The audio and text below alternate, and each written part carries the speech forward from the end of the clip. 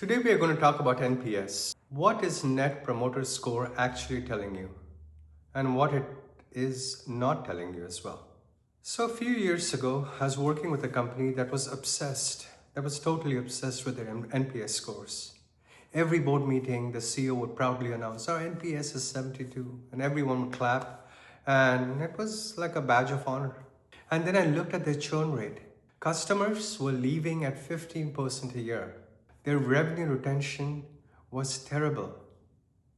So the natural question is, if your customers love you so much, why are they leaving? Silence. So here's the truth about NPS. It's a useful number, but it's only one of many numbers. And a lot of companies, either they ignore it completely or treat it like it's the only thing that matters.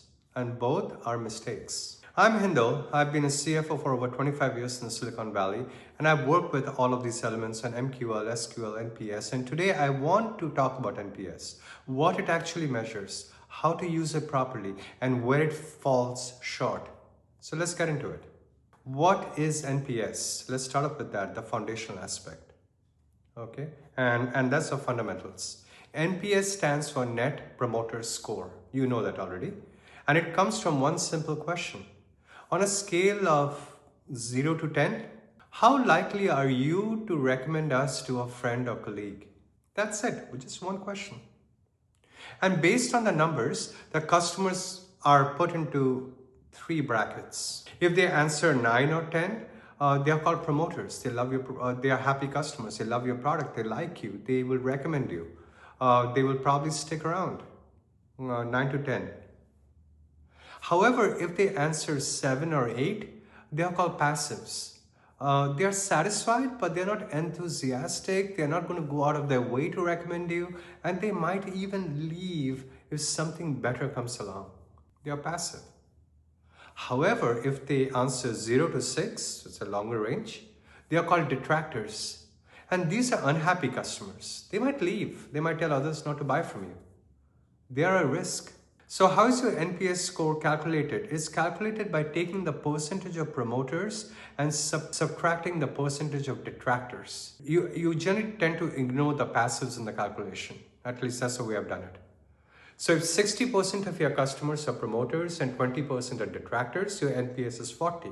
The score can range anywhere from negative 100, everyone is a detractor, to positive 100, everyone is a promoter. And generally, anything above 0 is considered okay. Above 30 is good, above 50 is excellent, above 70 is world class. But these benchmarks, they vary a lot by industry. So why is NPS so popular? Why has it become so popular?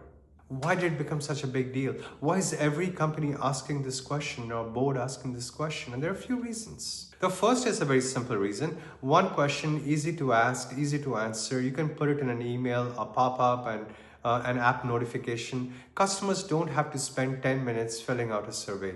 Second, it's comparable because everyone uses the same question and the same scale. You can compare your score to your competitors, to the industry benchmarks, to your own score over time, and that's a valuable metric to maintain.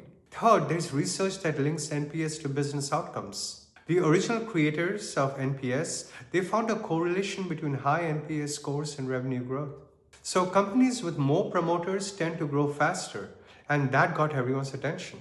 And fourth is easy to communicate. You can walk into a board meeting and say our NPS scores are 45 and everyone kind of understands. And that's a single number. And it's a single number representing customer sentiment. So try doing that with a 50-question customer satisfaction survey.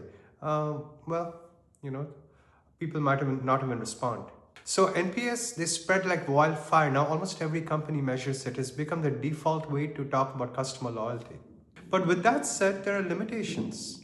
There are limitations of NPS. And here's the thing. NPS has some real limitations that people don't talk about enough.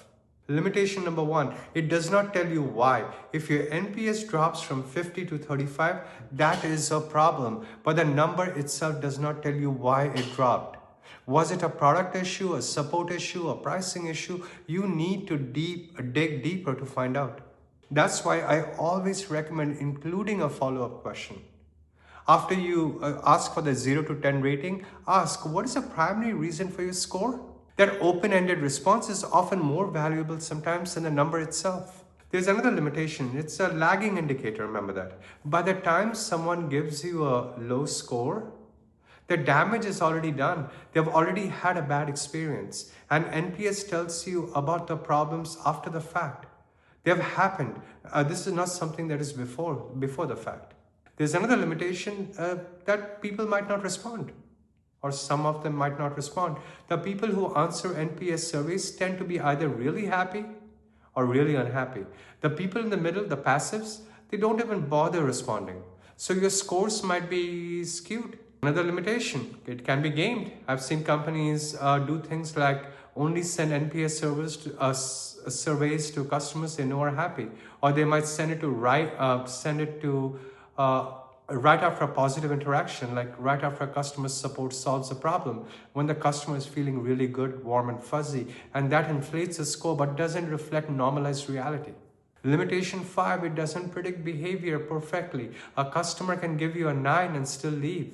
Maybe they got a better offer, maybe their needs changed, or maybe they got acquired. A high NPS does not guarantee retention. Keep that in mind. So how do you actually use NPS then? With all the limitations that I talked about, does that mean that you shouldn't use it? No. It just means that you should use it, and you should use it properly. And here's how I think about it. First, track the trend, not just the number. A single NPS score is a snapshot. What matters more is whether it is going up or down over time. If you're at 45 last quarter and you're at 38 this quarter, that's a signal that something has changed. Now go figure out what happened. Second, segment your results if you can. Don't just look at one company-wide NPS. Break it down. What is the NPS for different customer cohorts, different segments? What about different products? What about different regions? Different tenure maybe? Are new customers happier or less happy than the long-term customers? And this is where you start finding some actionable insights that you can work on. Third, close the loop with the detractors. When someone gives you a low score, reach out. And don't reach out to argue the point around the low score.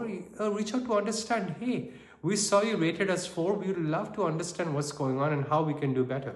Sometimes you can save the relationship. And even if you can't, guess what? You will have learned something along the way. Fourth, don't obsess over the absolute numbers. Please don't. A 45 isn't inherently better than a 40.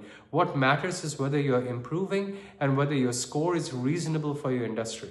B2B software companies tend to have a higher NPS than, say, cable companies. Compare yourself to the right benchmarks. And finally, pair the NPS with other metrics. NPS is simply one metric, like I mentioned before. NPS alone does not give you the full picture. Look at it alongside things like retention rates, customer lifetime value, support ticket volume, product usage. And when you see NPS and these other metrics moving together, you have a much clearer picture of customer health. Now consider how NPS works with financial performance. Let me bring this back to the world of finance that I'm from. And as a CFO, I care about NPS. You know why? Because it's an early indicator of future revenue.